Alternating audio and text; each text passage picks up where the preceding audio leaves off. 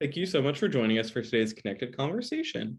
I'd like to remind you all that you may submit any questions using either the Q&A feature or the chat located at the bottom of your screen. And with me today is Dr. Sarah Roby from Idaho State University. It's an honor to have you with us tonight, and I turn it over to you.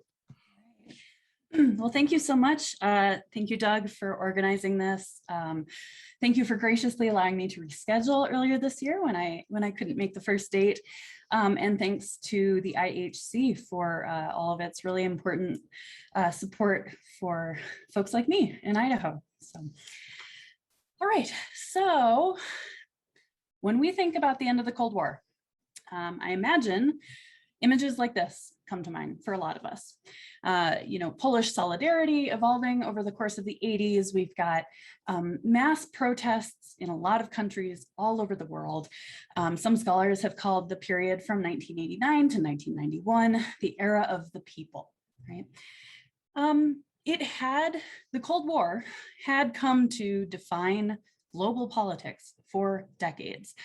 And so much changed in the span of just a few years that it's become kind of difficult for historians to write about the 80s or 90s and not consider the long shadow of the end of the Cold War. In this way, I think it's a little bit of a historical juggernaut we might think of.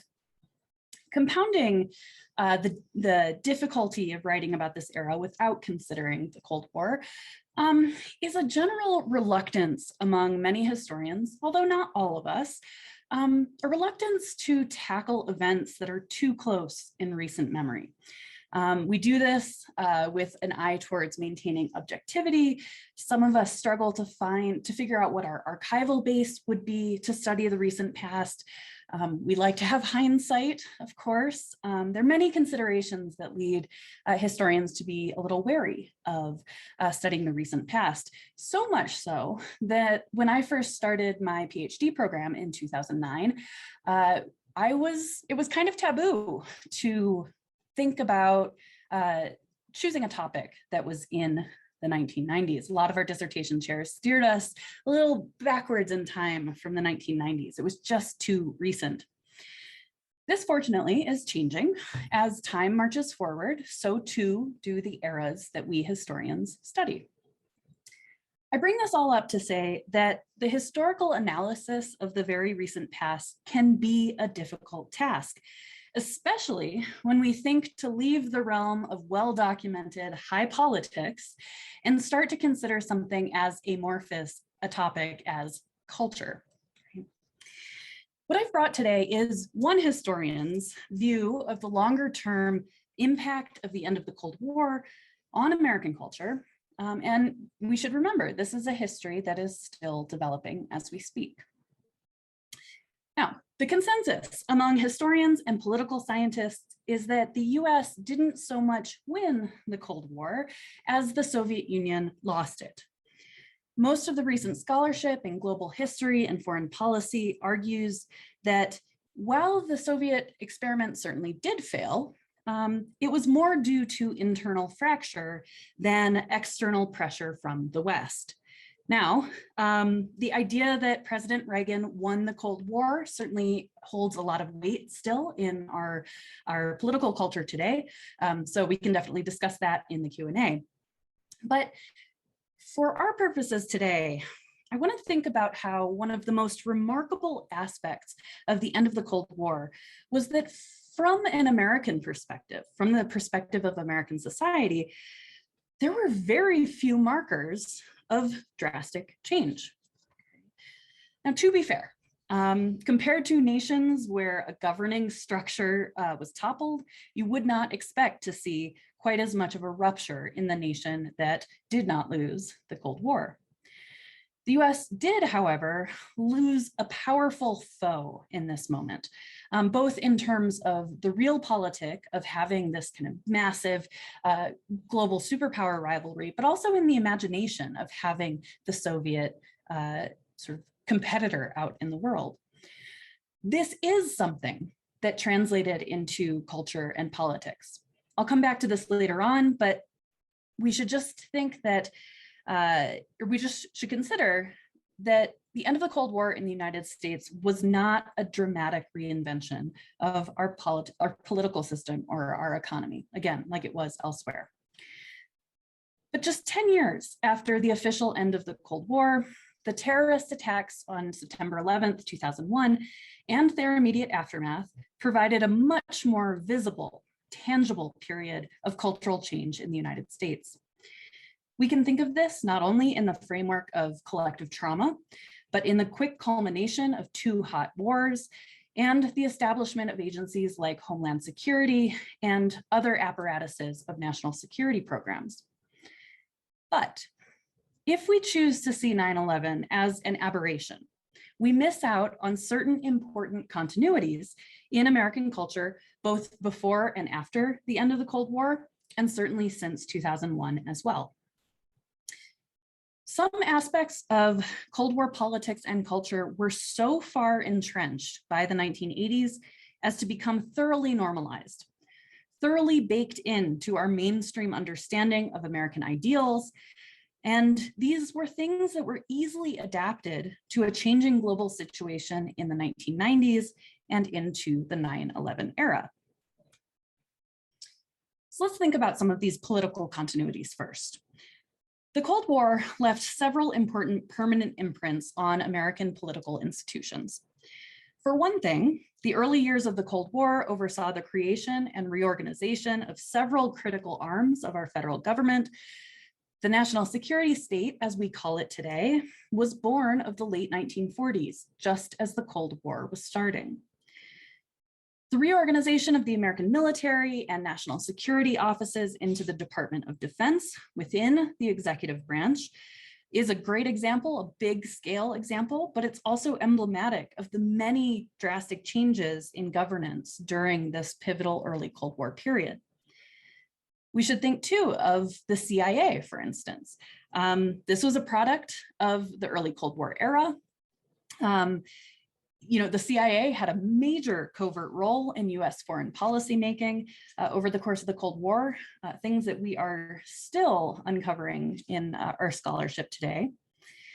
And while it was established long before the Cold War, the FBI's powers expanded very considerably during the Cold War years.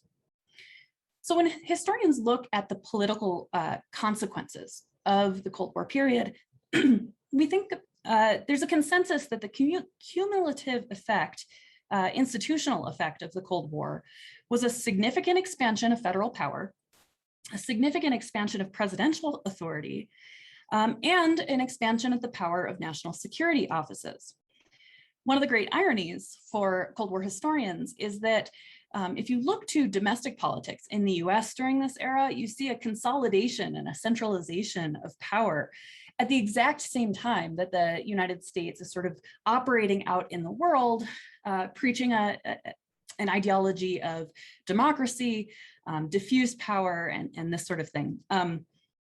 Anyway, just sort of an aside that's sometimes puzzling for Cold War historians.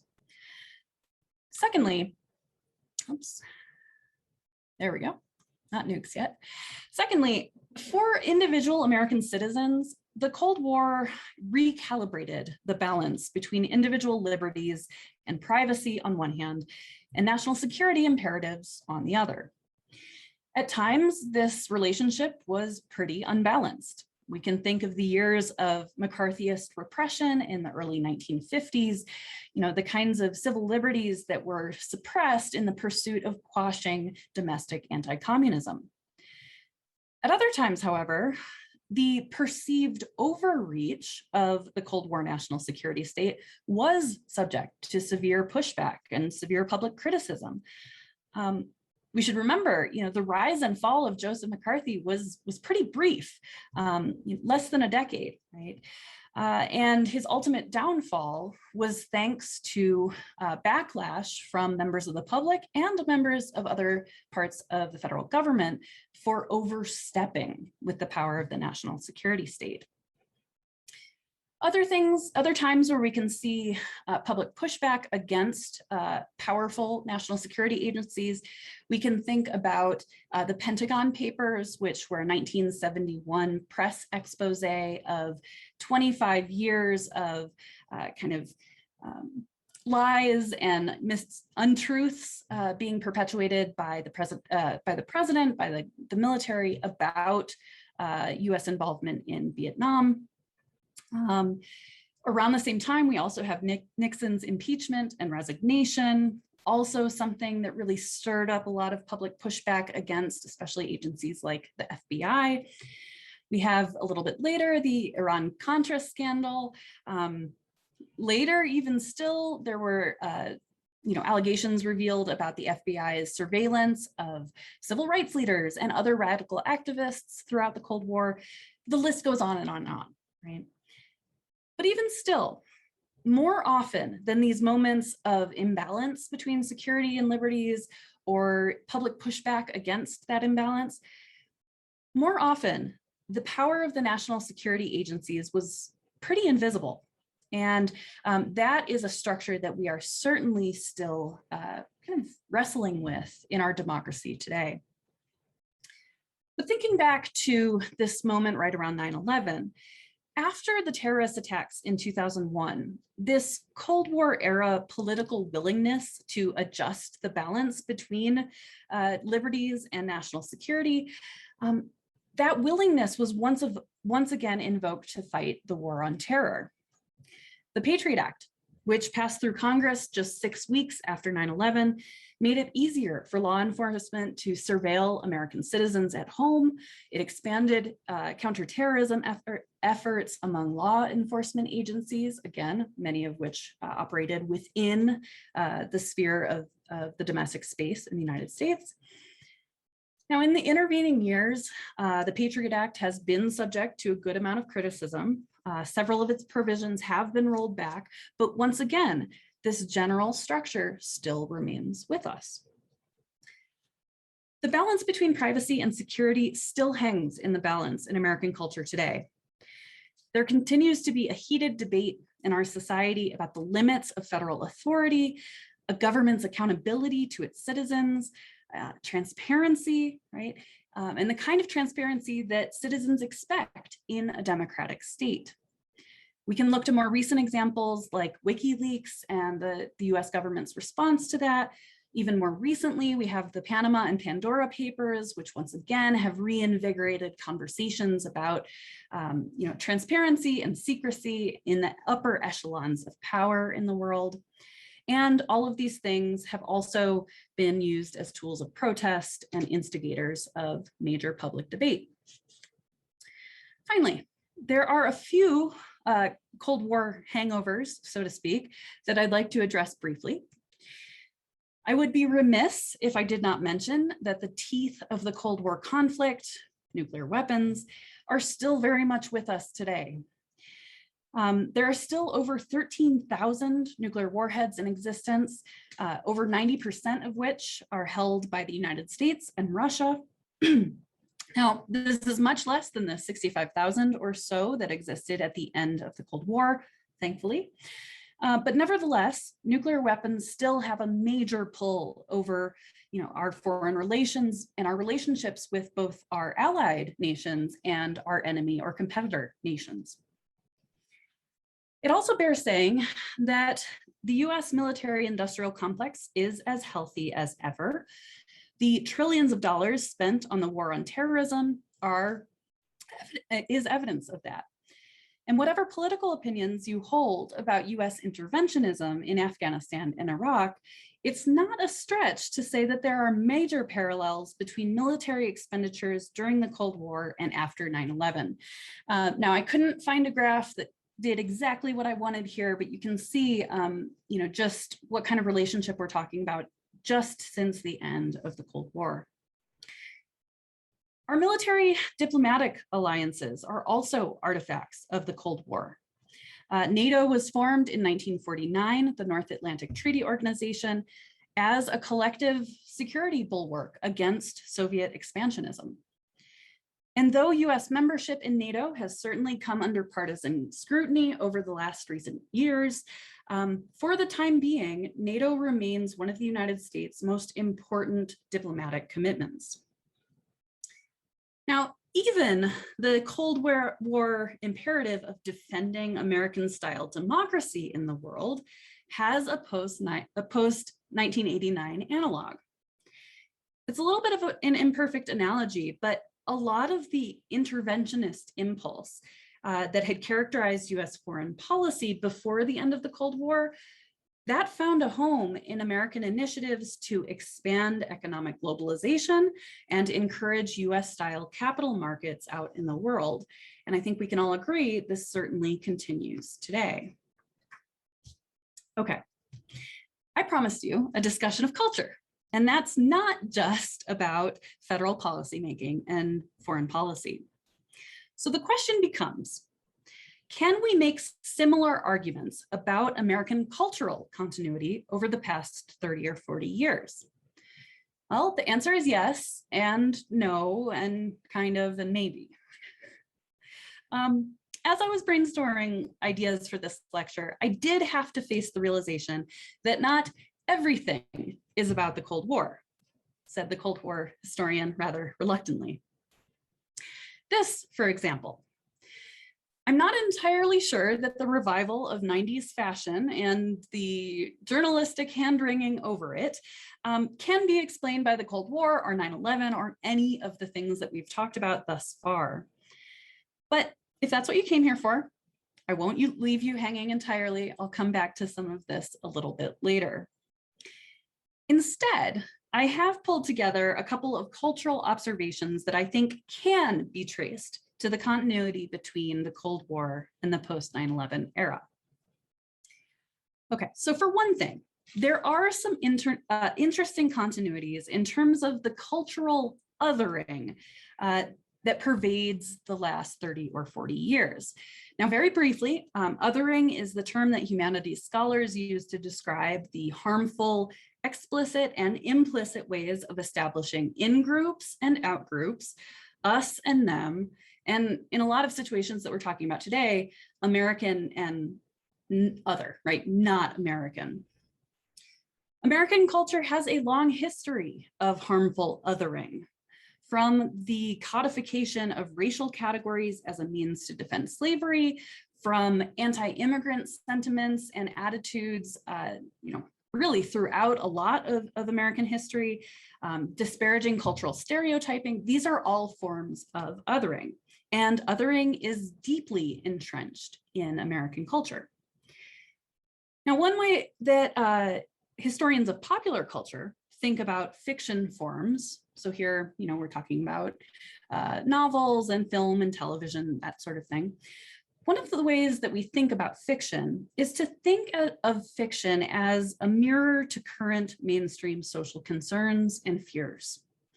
And it would likely not surprise you that one of the ways that pop culture, films especially, do the work of othering is to make an outsider group scary, vile, immoral, disgusting. Okay. During the Cold War, American culture had a pretty clear and obvious other, right? And that's communists, both at home and abroad. We can certainly see this in all of the political structures that I've already discussed here, but also in pop culture. Just one example of many, many, many. Think about all of the James Bond films that featured villains who were Eastern European or Russian or communist of some sort. Also think about how many nuclear weapons they were all trying to steal. But nevertheless, this is a good example of cultural othering of communists in pop culture during the Cold War years. But after the Cold War ended, it wasn't quite so easy, right? A lot of Americans kind of said to themselves in the early 90s, well, maybe not literally, but we can see traces of this in pop culture. Who are the others now that the Cold War has ended? What sorts of things are speaking to people's concerns and fears now that this cultural vacuum has opened up and the Soviet other is no longer a viable part of kind of our fiction stories? In some respects, we might point to domestic fears as something that eclipsed Cold War kind of communist othering in popular culture after the Cold War.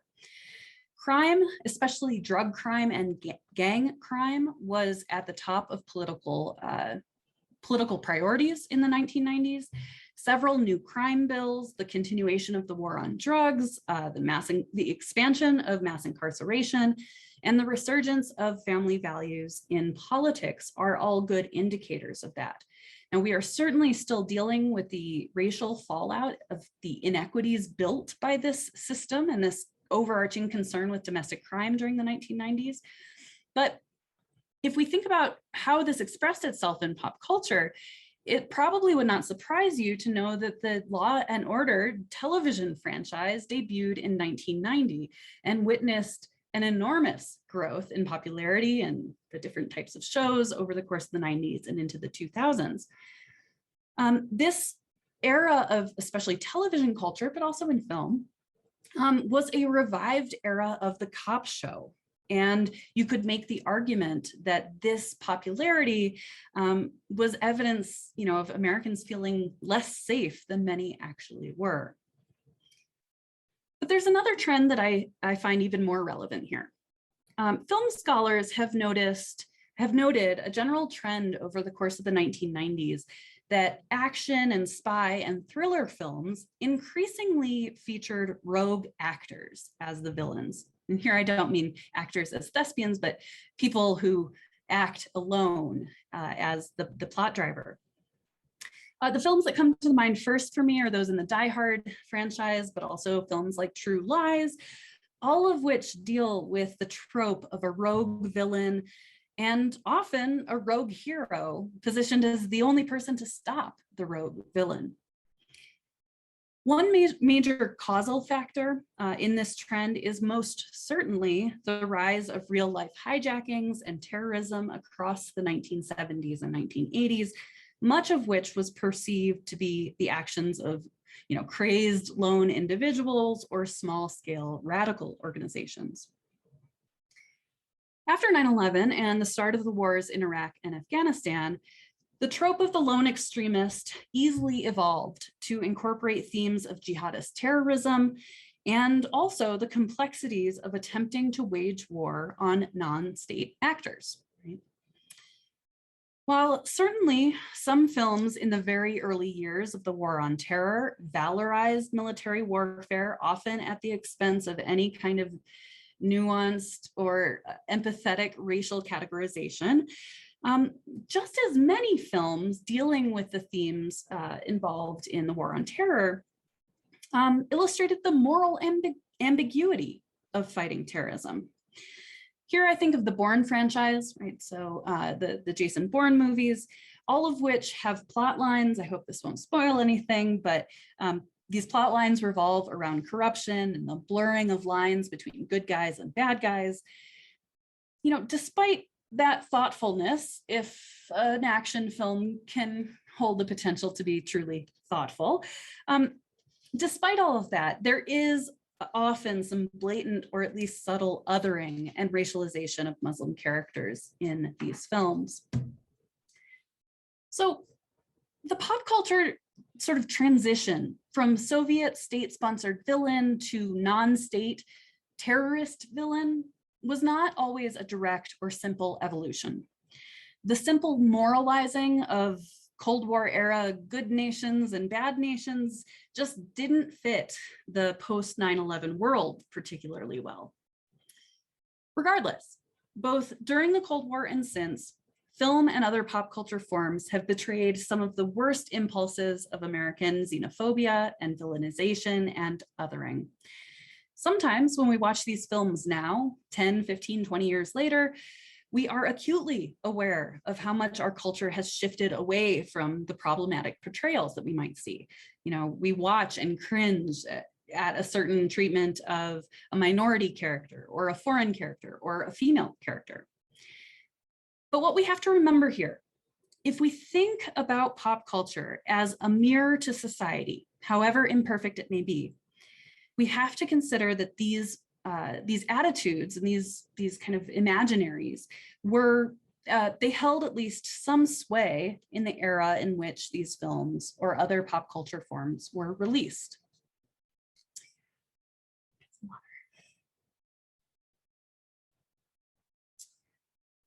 Another thing that we can observe in popular entertainment about this Cold War to 9/11 villain transition is how the weapons of destruction have changed.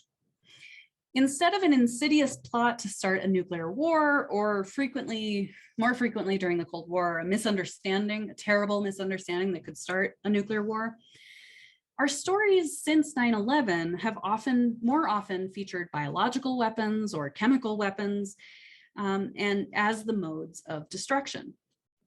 From the anthrax scares of the early 2000s to the biological terrorism scares that still pervade our conspiracy theories, the popular concern is no longer with world-ending H-bombs, but rather world-ending contagions and outbreaks.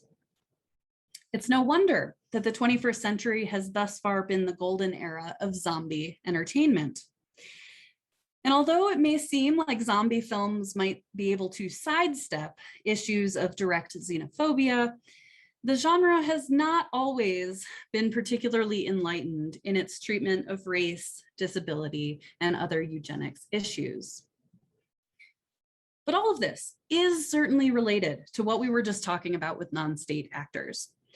It's a lot more believable and a lot more entertaining, I would argue, for a movie villain today to get a hold of some anthrax, sarin gas, a vial of zombie virus, right, than it is for a villain to acquire and launch a nuclear warhead. So the weapons of destruction here have changed. And again, I think that is a reflection of the evolution of this history since the end of the Cold War. Anyway, when Doug first invited me to contribute to this series, he asked if I could speak to some of the reasons for the resurgence of 1980s culture in our world, in our present moment today. And although I haven't exactly spent any time in the archives studying this issue, I don't know what those archives would be, but it is an important one. It is a very important one. And I think it is linked in to a lot of what we've talked about today. When I mentioned before that not everything is about the Cold War, I am being honest that I'm willing to accept that. But I do think that we cannot forget about the role of nostalgia. There is a reason why entertainment culture, including fashion, like we saw before, why that can be cyclical. And although this is way outside of my professional depths, it's something that I sort of have a popular interest in, and I'm excited to speak about it for a little bit here. I've often wondered why did some strange version of 1960s counterculture fashion have a resurgence in the 1990s when I was a child? Why, as an 8th grader in 1999, did I perform in a middle school musical titled Groovy, a tribute to the 60s? What was it about the 60s in the 90s that resonated, right, 30 years later? Why was it so captivating to much of sort of my adolescent consumer culture and pop culture in that moment, and that of many of my elder millennial peers? So in that respect, I think maybe it's not surprising that now, 30 years later, we're seeing a revival of certain elements of the late 80s and 90s, things that a certain kind of population of folks rapidly approaching the age of 40 experienced in their youth. Nostalgia for the past is incredibly powerful. We know this. It can be comforting in times of flux and crisis. And if the past 18 months have not been a time of flux and crisis, I'm not sure what qualifies. But here's one final thought on nostalgia. In just the past few years, we've started to see a small resurgence of popular entertainment plotlines that have either been firmly situated as a Cold War story or use something implicitly Cold War-ish as a premise. In Hollywood, films like Atomic Blonde, The Man from U.N.C.L.E. are reinventions of the Cold War spy film. I'd even put Red Sparrow in here, although it's not set in the Cold War, it's playing on explicitly Soviet and US spy themes. But now it's Russian and US spies. And then there is my personal favorite category, and that's the top secret laboratory gone wrong kind of genre. Now, this came of age in the nuclear moment of the 1950s with B-sides, science fiction. We've got mutant ants and lizards and shrinking men and giant cats, usually due to some sort of radiological mishap, but tracing their origins back to national laboratories, which again, were just becoming these powerful institutions in the early years of the Cold War. But the genre of big laboratory, government laboratory going wrong, the genre's more recent reincarnations are very, very good. Of course, my favorite here in this category is Stranger Things. For those of you who haven't seen the series, Stranger Things is a 1980s period piece set against the backdrop of Hawkins National Laboratory, which is a Department of Energy site that somehow manages to create a parallel dimension and some pretty terrifying monsters. Now, Stranger Things is a well-told story. It's creative and it's innovative television in an era of big budget Netflix productions. But it's also deeply, deeply nostalgic. And that's one of the reasons I think it is so popular today. This is the Cold War reinvented. Okay, as you might have gathered by now, historians are driven by the need to identify change and continuity. But it's often not nearly as cleanly cut as that. In the case of our very recent history, as it is for a lot of eras in history, it's perhaps most fruitful to think about the ways that history evolves on a trajectory of adaptation and replacement. And I think especially when we talk about the last 40 years, there are big benefits to thinking about the history evolving in that way. So, are we still living in the Cold War? Well, I think probably not, although maybe we can talk a little bit about that in the question and answer. A better question, I think, is, are we still living with the Cold War? And in my opinion, the answer to that is unequivocally yes. The question just becomes, for how long will that be the case? Thanks very much. Yeah, thank you for the wonderful presentation. And I agree with you. Stranger Things is a phenomenal show. But one of the things that resonated with me that you touched on the very beginning was how, kind of the 80s and the 90s are seen as like too recent, for history to, be looked at. And that's something that like, just, for me, when I think about the 80s, I'm like, oh, that was like forever ago, but like not too long ago. Then I think of the 90s, I'm like, oh, that was yesterday, but the 90s were 30 years ago. So I just think that's something that I feel like a lot of people probably also kind of have that same mentality with, in that sense, like it's far away, but it just doesn't feel that far away. Yeah, and this is certainly fodder for 1,000 memes on the internet right now, right? So the civil rights movement was as far from the 1990s as the 1990s are from today. For instance, those sorts of comparisons that sort of horrify anyone who's concerned with their own age and the rapidly evolving ravages of time.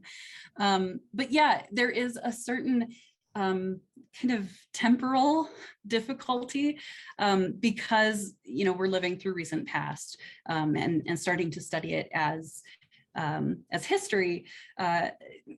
It's harder than something that's much more removed from our own time period. Yeah.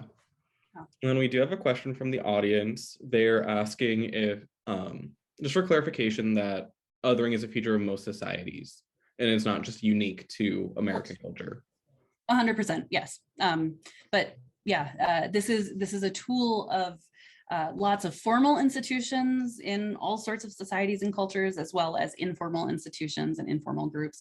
This is by no means unique to the US. Then another question is, you mentioned that McCarthy was part of history for a decade. Would you be able to clarify that? The audience member thought he was here and gone much more quickly than that. Could you repeat the first part of the question? You cut out just a little bit. Oh, my apologies. That McCarthy was part of history for a decade. Yeah, so the first kind of, well, the problem is we call McCarthyism, what we call McCarthyism is much bigger than Joseph McCarthy's tenure in the Senate. You know, a lot of the domestic anti-communism kind of trials and extreme public scrutiny started in the late 1940s, not with McCarthy, but with HUAC, the House Un-American Activities Committee, and continued into McCarthy's tenure in the Senate in the early 1950s. McCarthy was censured, I think 1956. I can't remember now. Somebody's going to have to correct me on that. In the mid 1950s, and you know, was out of Congress not long after that. Anti-communism as kind of a more generic idea certainly continued in our culture much longer than that. But historians have identified a certain extreme fervor of prosecuting and persecuting, you know, kind of radical beliefs in this kind of more discrete moment in the early 1950s. And then anti-communism definitely had a resurgence in the 1980s as well. And has it become easier for historians to find more diverse sources of information for historical events? And I would assume, you know, the more recent past, so to speak, a lot easier. Yes and no. So it really depends what you're studying. I mentioned in passing that you know, studying high politics and diplomacy and kind of big scale national events even is a lot easier because we can look to newspapers, right? We can find editorials. We have transcripts of presidential speeches and on and on and on. You know, the source base there is easier to identify than, censure was 1954, thank you. The source base is easier to identify there than for things like popular opinion or kind of more cultural trends and this sort of thing, where the pool for sources could be really, really quite wide. The other thing I will say about studying the recent past and the challenges and benefits is that a lot of stuff is easier to get at, but there's much, much more of it. As soon as we got into the age of digital record keeping, you know, I have friends who are doing, you know, Twitter research, right? Looking at the early days of Twitter and trying to figure out what people were talking about and getting mad about in the early days of Twitter.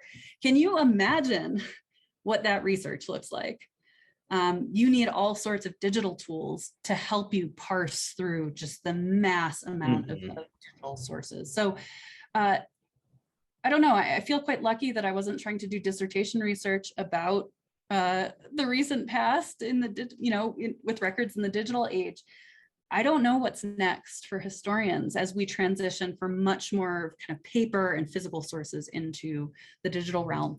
I think on the whole, it's going to get more challenging to do historical research. Yeah, I agree, especially with the access, you know, everyone, and I'm not saying it's a bad thing by any means, but before, like, you had to know where to go to find the information. But now in the digital age, anyone can get that information, you know, and create their argument from that information. So it also gets to that point where, you know, what makes your argument or your paper more unique in a sense, I feel like. Yeah, well, and we also have to be much more skeptical of digital sources for all sorts of reasons that I'm sure folks in the audience would connect with. You know, we live in an age of misinformation, and the digital world makes that a lot easier than it used to be. And then as time passes on and there's more distance between, you know, the traditional Cold War time period in the day we're living in, do you think it'll be harder to resurrect communism as, you know, the villain or the other?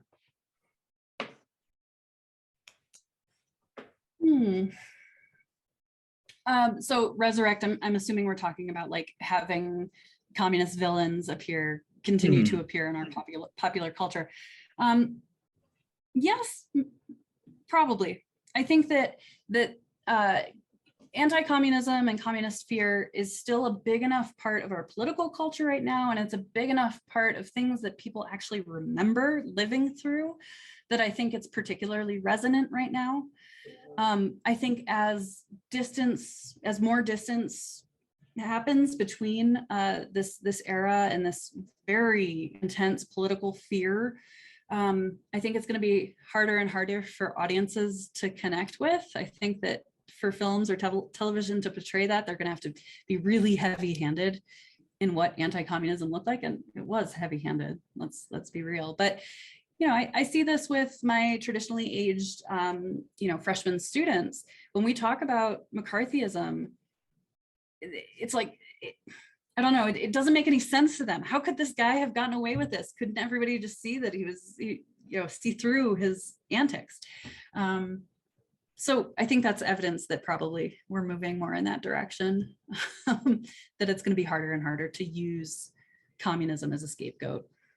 Yeah, and I would agree with that because I'll show my age here. I graduated high school in 2016, but I took AP US history, and that kind of time period of the Cold War was the hardest for me to, wrap my mind around, both kind of what you said, how was McCarthy able to do all that stuff he did, but also how is the Cold War, a war when there wasn't, a blatant, clearly defined like battleground and stuff like that, like with World War I and II. So I do think, echoing what you said, it will be harder, as the new generations are further disconnected from that because it's not in your day-to-day life. Yeah, and even though the big superpower competition was certainly directed a lot of global politics and conflict, we can't forget that there were a whole series of hot wars under the umbrella of the Cold War. I mean, in this country, we have Vietnam and Korea, but all over the global South and a lot of formerly colonized nations, the Cold War was anything but cold in a lot of places. And so when you start thinking about actual hot war, it becomes almost harder to empathize with this massive ideological, like, what does that mean when people are dying, right? Mm-hmm. And so there's some really smart histories that have been published in the last 10 or 15 years that suggest that we reorient how we study this global history to amplify the stories of not the US and the Soviet Union, but other nations that lived through this period or died through this period. And then kind of taking a little bit of a switch, do you think there's some post-war continuities that can be applied to, education, specifically how there's the big shift towards STEM and away from humanities or liberal arts degrees? Mm-hmm. Yeah, so that sort of has had an imperfect cyclical history too. In the early years of the Cold War, particularly by the mid-50s, there was a huge emphasis on STEM, what we would now call STEM education. They didn't call it that back then, but incredible amounts of funding that went into K through 12 science education, as well as university and advanced degrees in the sciences, engineering, technology, all done in the service of beating the Soviets, right? We got it. This is the middle of the atomic age and the space race and the nuclear arms race. We have to have the intellectual upper hand, right? And the best way to do that is to foster, education for young people from the start and feed them into the sciences. And so you have lots of folks that got science and engineering degrees at college in the 60s who paid virtually nothing because the government subsidized that education. But that didn't last forever. It's an expensive kind of program to maintain, especially with all the other expenses of the Cold War. I don't think that emphasis ever went away though. And certainly now with the emphasis on STEM education, both in K through 12 and in higher education, it's really interesting because we have parallels now with, we have to out educate China. Mm-hmm. We have to have the upper hand in science and engineering, and especially digital skills in this kind of moment in 2021. So there are some interesting parallels, ones that I can speak much better to about the earlier Cold War than today. But I think some of these things do persist in our culture. Yeah, and then kind of thinking about, the typical villains of the Cold War, specifically, China and what is now known as Russia. Do you think there's the shift in terms of where that personification, so to speak, when, China became global capitalism and, Russia, USSR became like the Russian mafia? Do you kind of see that as a connection at all? Absolutely. I think we're dealing with right now a reconfiguration of global power. There are some criticisms of the US in the 90s before the war on terror that there was a little bit of retrenchment in terms of maintaining kind of friendly diplomatic relations. I don't know that I wholeheartedly agree with that assessment, but the idea there is that it didn't set us up particularly well to deal with the post 9/11 world and the rise of China in particular. So yes and no to your question. I mean, historians are always very wary to say that history repeats itself. Like, that is not something that any of us subscribe to, because the context is always different. Yeah. But it is very difficult to not see some of those similarities in terms of the global global geopolitics and global power now. The question about the part about Russian mafia, I don't know how to answer that. It's too far afield from what I'm an expert in. But it has been very interesting to see how power has reorganized itself since, say, 1991, or even since 9/11. And then circling back to, media and pop culture, you touched on Law and Order, which I love all those, cop shows. Bones was one of my favorites. But do you think, the rise of true crime and horror, and, maybe it is just because it's October, but I feel like I'm seeing a lot more horror, movies and shows all over social media now.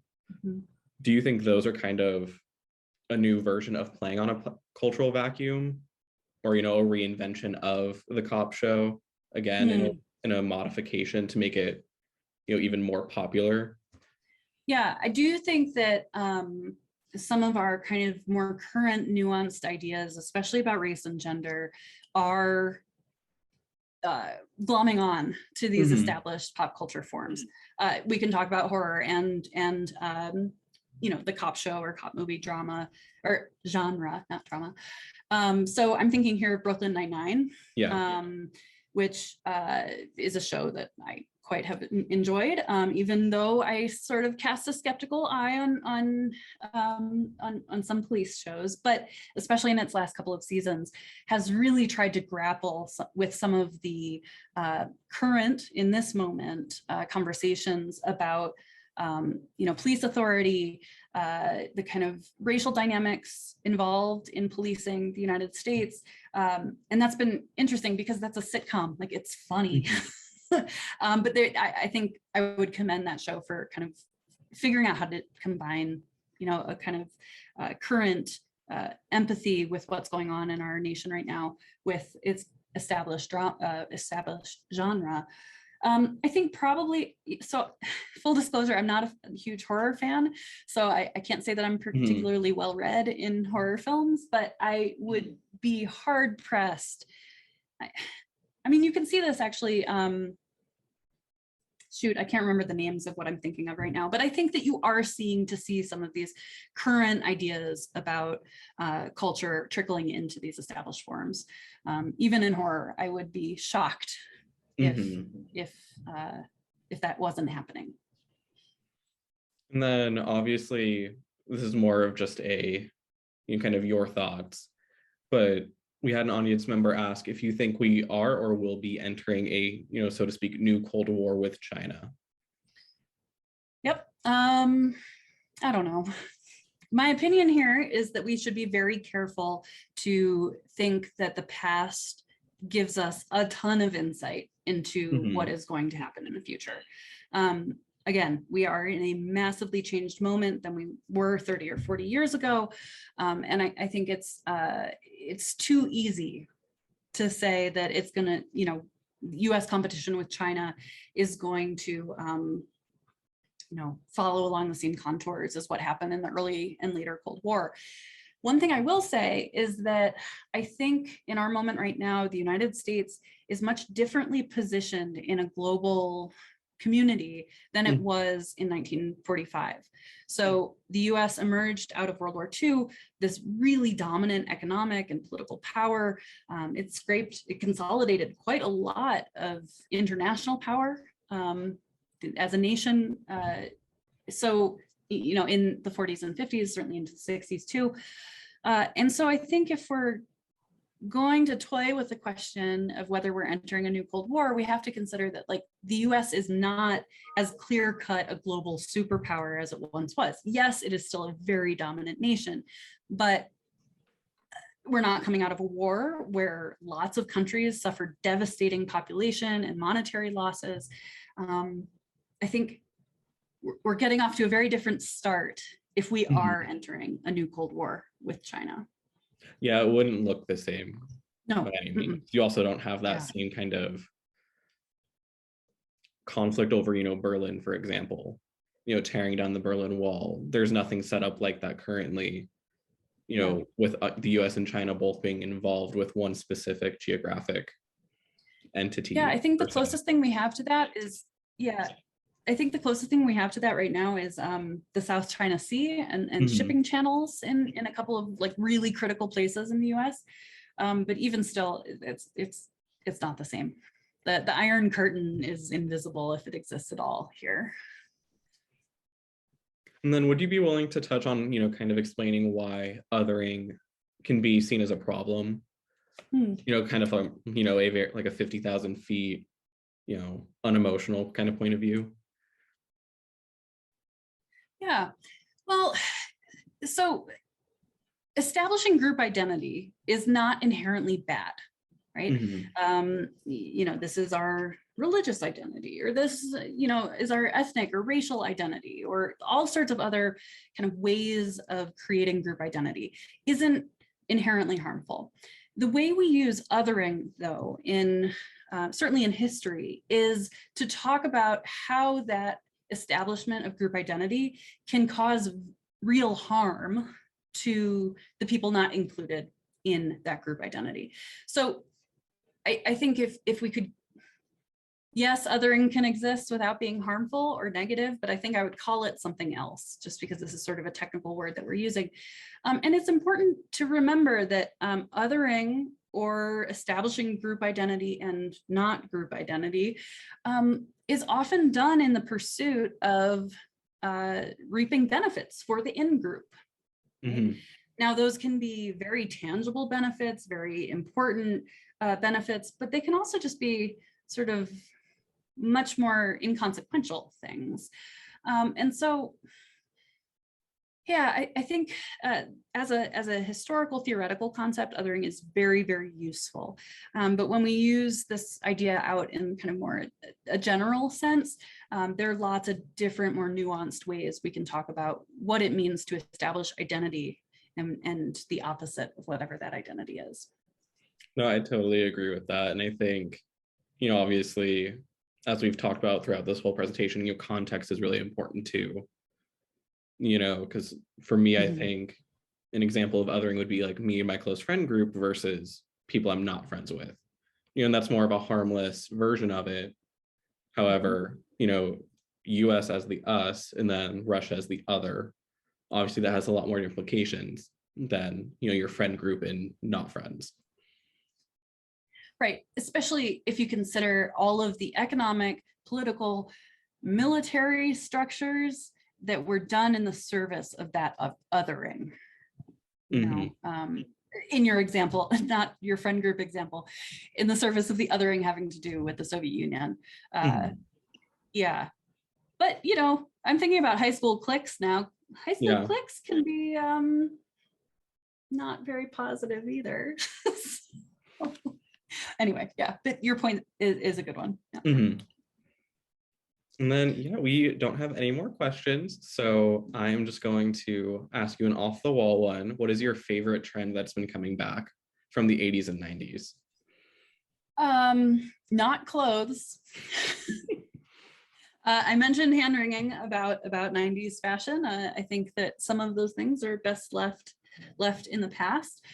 I think I see a lot of my students rediscovering really great music. I think, I'm biased, but I think 90s music was like a really complex and varied decade of music, but like really great music came out of that moment.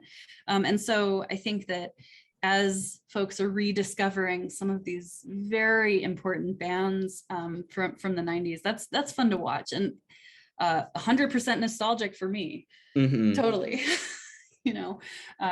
So I think that's been a lot of fun for me to watch happen, especially like on social media and TikTok. Oh, I know that song. Yeah. I still know all the lyrics to that song somehow, decades later. Yeah, and I think it's really interesting that like 80s and 90s music is having such a big wave. It's not just like a minor, like, oh, this is like making a slight comeback. It's more, this is here in force. And if it's not the exact song, it's like the essence of the song repurposed. Either I think of like The sampling. Weeknd, for example, a lot of his music is very much 80s. Yeah. So we can look at the sound, like synthesizers and the sorts of 808s they used in early hip hop, for instance, and in that coming back. There are things that just, even without being samples or covers, just sound like they're from that era. Really interesting stuff. Well,